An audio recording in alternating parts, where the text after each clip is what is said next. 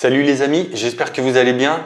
C'est Murat et aujourd'hui je te refais la deuxième partie de la vidéo que j'avais intitulée Contrôler ses émotions.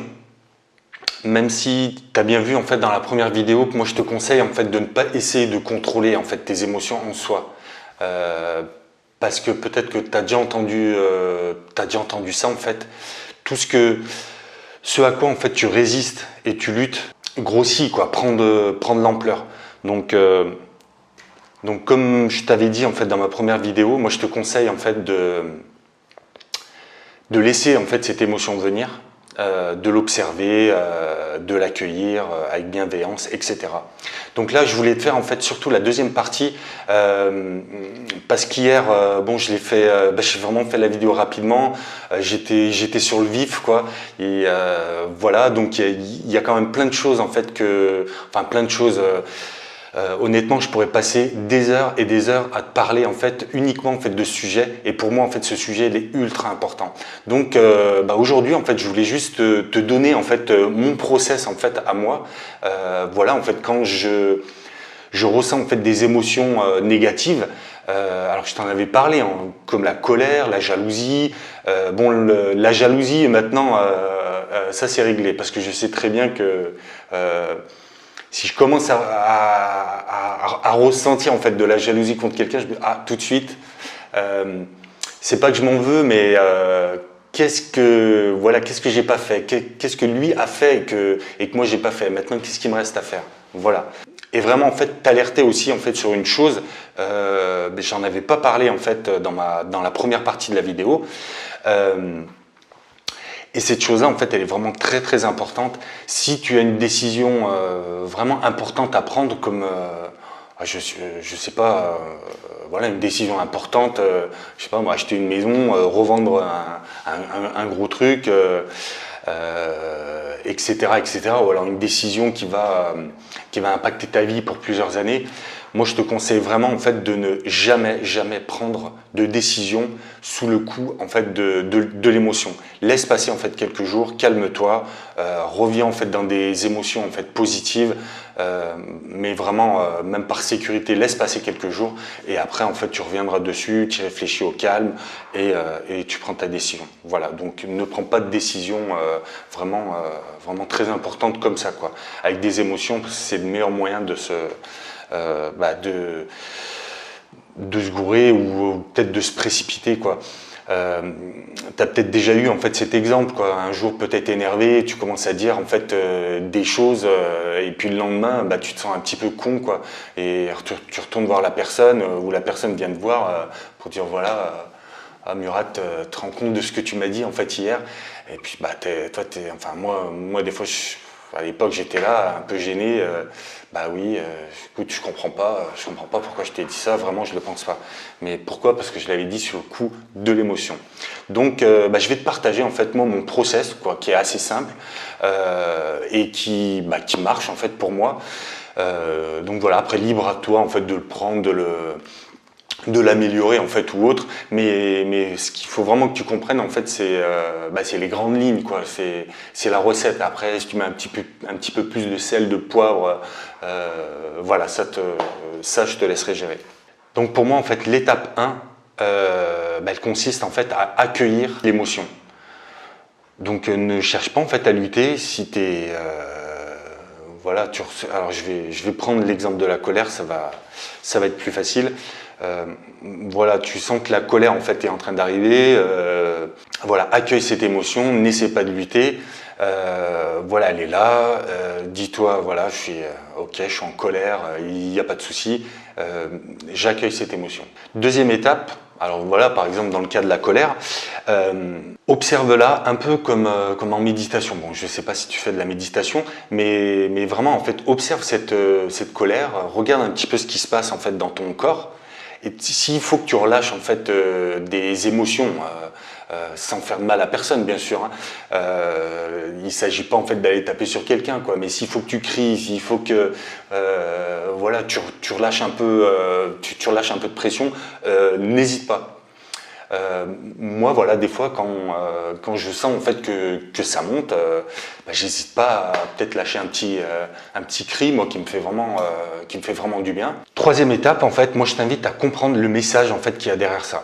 Pourquoi tu es énervé? Voilà, est-ce que tes valeurs en fait ne sont pas respectées? Est-ce que tu te mets en danger? Est-ce que ton corps en fait, ton conscient en fait peut-être te dit voilà de passer à l'action? Généralement en fait si tu ressens en fait de la colère, il y a forcément en fait un message derrière. Tu te sens peut-être pas respecté. Voilà pourquoi tu te sens pas respecté, donc etc etc. Moi je t'invite à essayer de comprendre en fait. Vraiment en fait profondément en fait le message derrière. Il suffit pas de se trouver des excuses et de trouver un message comme ça. Souvent en fait ça peut mettre du temps avant de réussir à bien s'observer, à prendre du recul, à vraiment comprendre en fait les messages qu'il y a derrière. Donc ne t'inquiète pas en fait si tu n'y arrives pas. Mes coups quoi. Des fois, il faut du temps, donc comprends en fait le message qu'il y a derrière. Donc quatrième étape en fait pour moi, ça va être j'ai des ancrages en fait positifs. Donc alors je sais pas si tu connais en fait la PNL ou pas en fait, c'est la programmation neurolinguistique. Pour te faire court en fait, un ancrage, tu peux avoir des ancrages positifs en fait négatifs. Moi, je vais t'expliquer en fait brièvement le mien. Quand j'ai vraiment en fait besoin en fait de revenir en fait dans un état émotionnel en fait positif, moi j'ai pris l'habitude en fait d'ancrer des choses, comme par exemple en fait voilà, moi quand en fait je suis de bonne humeur, j'ai vraiment en fait la patate, tout ça, à chaque fois en fait j'écoute le même type de musique, je me mets dans la même position. Je fais en fait exactement les mêmes gestes et si tu veux en fait un ancrage c'est vraiment bon là il me faudrait du temps quoi vraiment pour t'expliquer mais grosso modo en fait c'est ancrer en fait des gestes à une émotion. Bon, on pourrait dire ça comme ça. Et ce qui se passe en fait quand tu répètes ça, par exemple en fait à chaque fois que tu es vraiment de bonne humeur, tu as la patate et tout, bon tu es là, tu es toujours en train de faire les mêmes gestes, tu as toujours en fait la même posture, tu ressens en fait cette émotion, tu la sens en fait qu'elle parcourt vraiment tout ton corps, tu écoutes en fait toujours la même musique, moi voilà c'est toujours les mêmes gestes en fait où par exemple je vais serrer le poing, des choses comme ça, j'essaie toujours en fait de me mettre dans la même situation. Et ce qui se passe en fait en répétant ça, tu le répètes, tu le répètes, tu le répètes, le jour où un jour en fait tu es énervé, si tu te mets en fait cette musique et que tu te mets dans cette position et que tu recommences en fait à faire les mêmes gestes, moi au début en fait j'y croyais pas, mais c'est incroyable quoi. Le système nerveux en fait réagit automatiquement. Moi je ressens tout de suite, voilà, il me faut quelques secondes quoi, mais avec le son de la musique, je me remets en fait tout de suite dans cet état émotionnel en fait positif, mais quasi instantanément quoi. Donc voilà. Donc pour moi en fait c'est une super astuce pour pouvoir me sortir en fait de cette émotion assez facilement. Bon là j'avais pas prévu en fait de te parler forcément en fait de PNL, donc c'est promis en fait un jour je te ferai une vidéo en fait là-dessus. Donc quand tu es sorti de cet état et que tu n'es pas en fait dans une émotion en fait négative et que tu sens que ça va beaucoup mieux, tu souffles et tout va bien, prends une décision. Tu étais en colère, tu étais énervé. Alors, quelle décision là tu pourrais prendre pour aller de l'avant? Enfin, moi, la première partie, en fait, j'espère que tu l'as regardée, moi, voilà, j'ai tout de suite compris, en fait, que la décision qu'il fallait que je prenne tout de suite, ce qu'il fallait faire, en fait, c'est passer à l'action. Parfois, on ne peut pas agir. Mais, grosso modo, en fait, dis-toi, est-ce qu'il y a quelque chose, en fait, que je peux faire maintenant? Ou si je peux pas faire maintenant, quand est-ce que je peux le faire?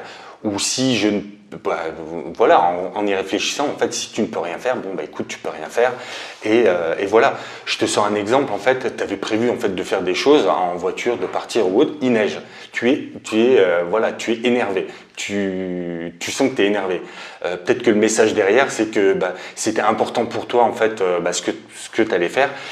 Et c'est peut-être pour ça du coup que tu es énervé. Donc quelle action en fait tu pourrais prendre par la suite la prochaine fois en fait j'essaierai pas de faire ça au dernier moment. Je me laisserai beaucoup plus de temps. Et est-ce que tu peux faire quelque chose en fait maintenant tout de suite? Non, ça sert plus à rien d'être énervé. La neige, tu peux pas la contrôler et tout de suite maintenant en fait tu ne peux rien faire. Peut-être à part prendre la décision de peut-être d'arrêter de faire les choses au dernier moment quoi. Voilà, donc de toute façon on en arrive à la fin parce que ce que j'avais mis c'est si c'était dans tes champs des possibles. Donc du coup si tu pouvais, je te l'ai dit juste avant, je t'ai pris l'exemple de la neige, tu peux pas contrôler la neige, donc ça sert presque à rien de s'énerver quoi. Donc voilà. Bon, j'espère que cette vidéo t'aura aidé. Comme d'hab, elle est un petit peu décousue tout ça, mais bon, je t'en avais parlé en fait dans les premières vidéos. Moi, me lancer comme ça en vidéo, moi c'était surtout pour voilà, passer à l'action, réussir à passer le cap parce que j'avais vraiment du mal à me lancer en vidéo. Donc voilà. Je te fais aussi une annonce rapide. Moi, j'ai quand même bien réfléchi. Je vais changer en fait le défi en fait va rester en place, mais je vais changer en fait ma façon de faire les vidéos parce que là c'est trop. Bon, je vais te faire en fait des vlogs, des choses comme ça où je vais me prendre. Enfin, je vais prendre des vidéos en fait sur le vif. Ça, j'en ferai. Voilà, je pense que j'en ferai même pas mal. Mais pour les autres vidéos, en fait, voilà, en fait, qui sont quand même là, c'est important, quoi. Je te parle de gérer en fait ses émotions. Je peux te parler de choses. Voilà, bon, bref. Du coup, en fait, je me rends compte qu'il faut quand même que je prépare beaucoup plus en fait les vidéos. Et puis bon, voilà, je me suis fait mon petit délire là, avec les premières vidéos. Là, c'était très bien. Mais vraiment, les sujets comme ça importants, moi, je vais beaucoup plus les préparer. Et faut absolument en fait qu'elles soient structurées, quoi. Parce que moi, j'ai beaucoup d'informations. Mais si j'arrive là, comme ça devant la caméra, j'arrive des fois, bon, je vais faire passer le message. Mais c'est pas structuré quoi. Donc moi j'aimerais structurer en fait beaucoup plus, éviter en fait de me répéter, justement en préparant mes vidéos en amont et de faire en fait des points en fait précis quoi, avec des clés et que les vidéos en fait soient quand même assez courtes. Moi j'aime pas trop. Dans l'idéal, en fait, je voudrais pas que ça dépasse 5 minutes pour que le message en fait soit court, précis et vraiment impactant, quoi. Donc voilà, bon je m'en arrête là. Je vois que ça fait quand même plusieurs minutes que ça tourne. Je te remercie d'avoir regardé, surtout si tu as regardé la vidéo jusqu'au bout. N'hésite pas à liker, t'abonner, partager si la vidéo t'a plu, quoi. Et puis moi je te dis à demain pour une nouvelle vidéo. Allez, salut!